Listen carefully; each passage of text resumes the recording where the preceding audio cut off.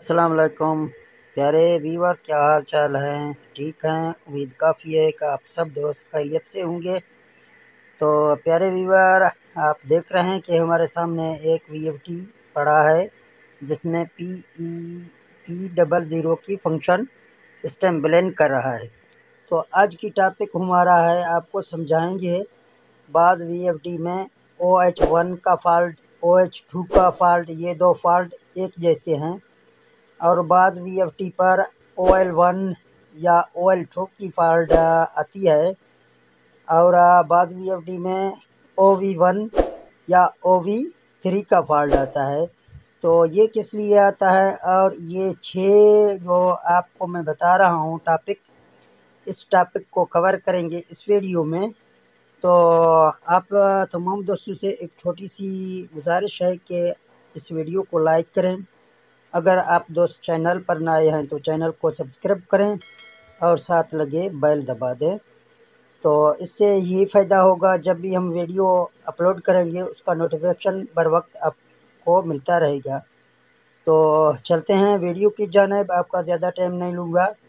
आपको सीखना है तो आप के सीखने के लिए ये एक बेहतरीन वीडियो होगा।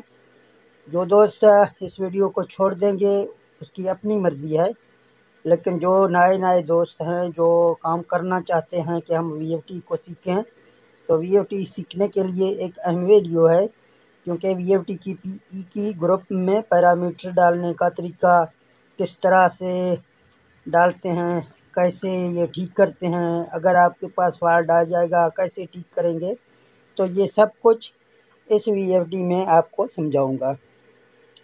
तो चलते हैं वीएफटी पर। यहाँ पहले आप प्रोग्राम की बटन दबाएंगे।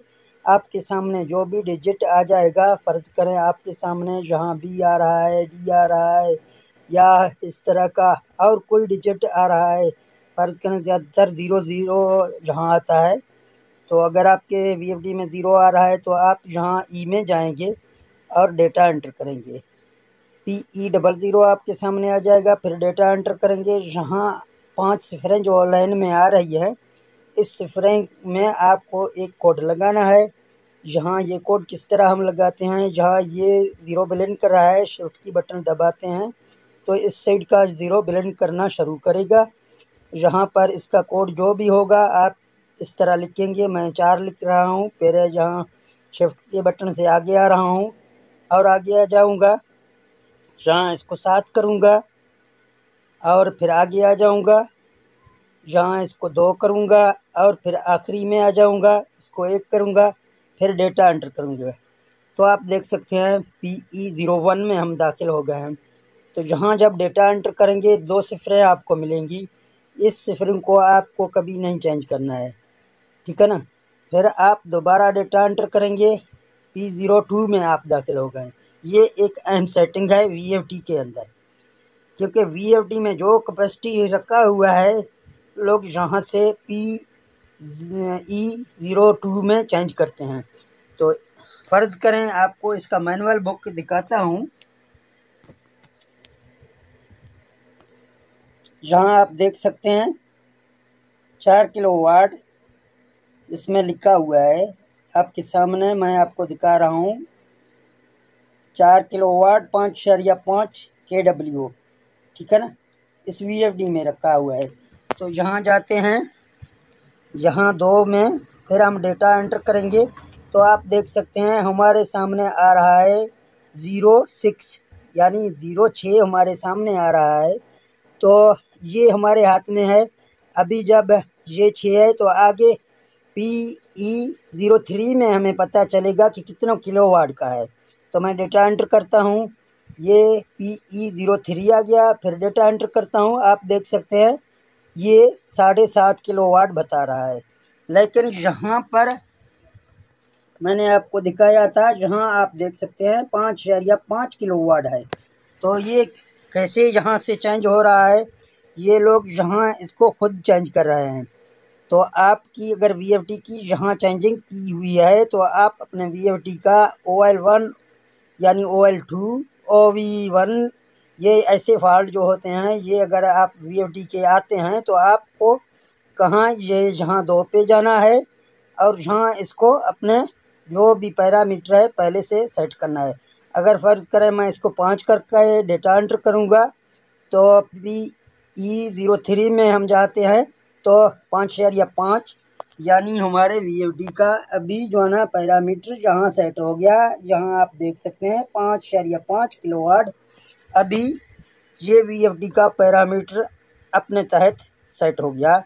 तो यहाँ अगर हम प्रोग्राम यहाँ 2 में जाएंगे तो मैंने 5 रखा हुआ है, फिर डेटा एंटर करेंगे 3 में जाएंगे तो किलोवाट 3 में आते हैं, तो 3 में आप देख सकते हैं इसके किलोवाट अभी सेट हो गए। तो ये तो हो गया इसका। फिर मैं यहाँ आपको ले जाता हूँ 2 पे।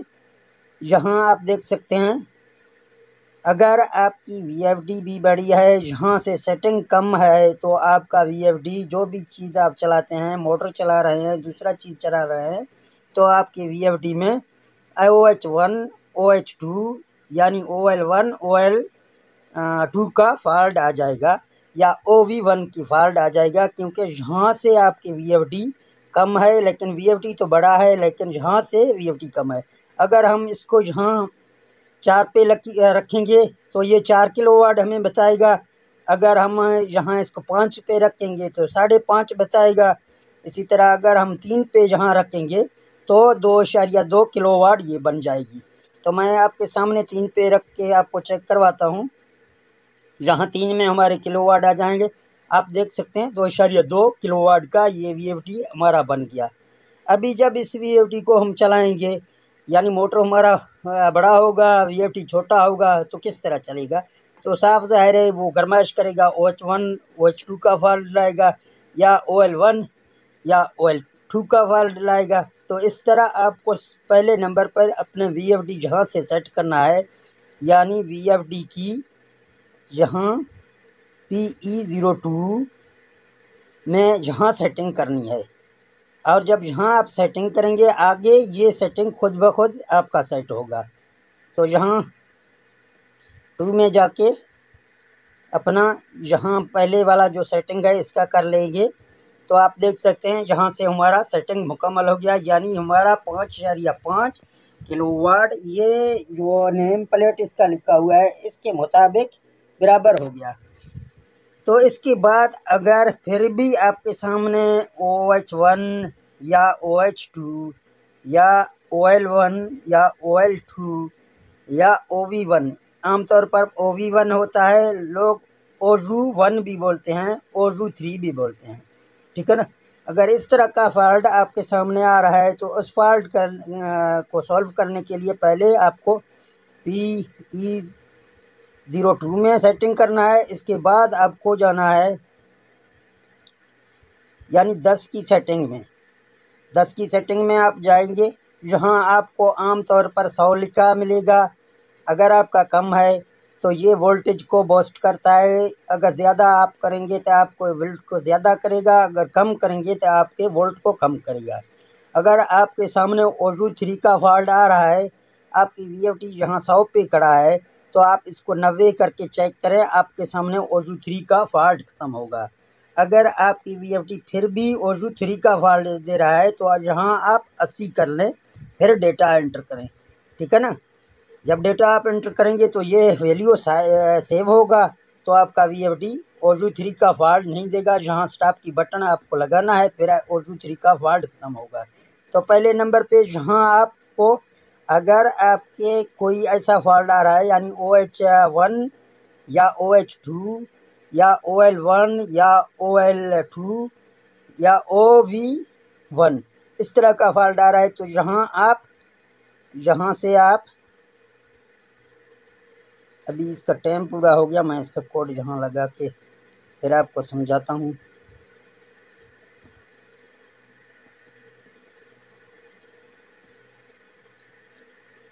तो जहाँ टन पे जाते हैं ये 10 में तो 100 है।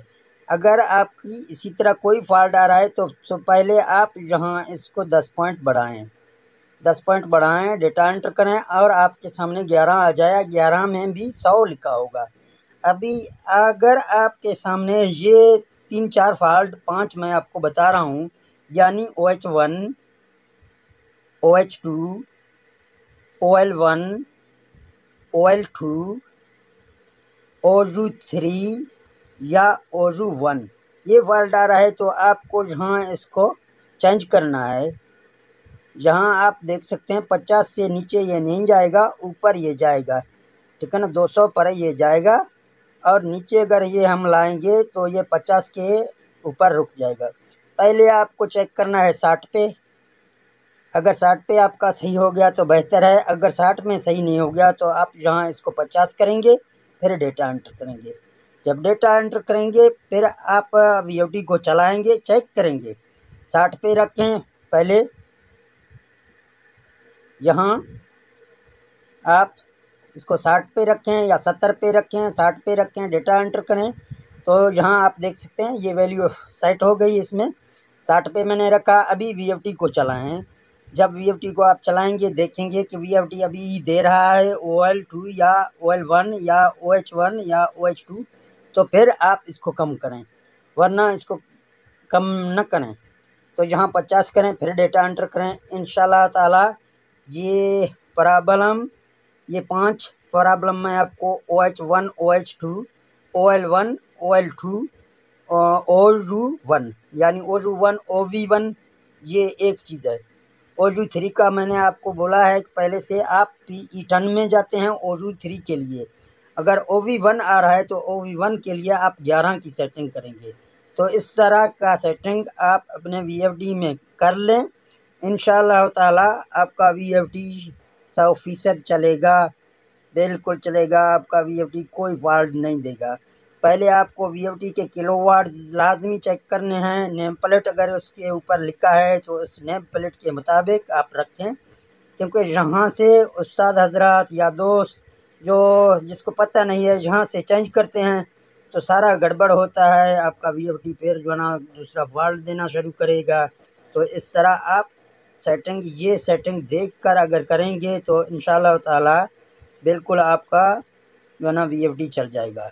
तो दोस्तों कैसा लगा यह वीडियो? अगर ये वीडियो आपको अच्छा लगा तो इस वीडियो को लाइक करें और चैनल पर नए हैं तो चैनल को सब्सक्राइब करें, साथ लगे बेल दबा दें और इस वीडियो को अपने दोस्तों के साथ लाजमी शेयर करें और अपना बहुत सारा ख्याल रखना। मुझे दे दें इजाज़त, मिलते हैं नेक्स्ट वीडियो में। ओके, अल्लाह हाफ़िज़।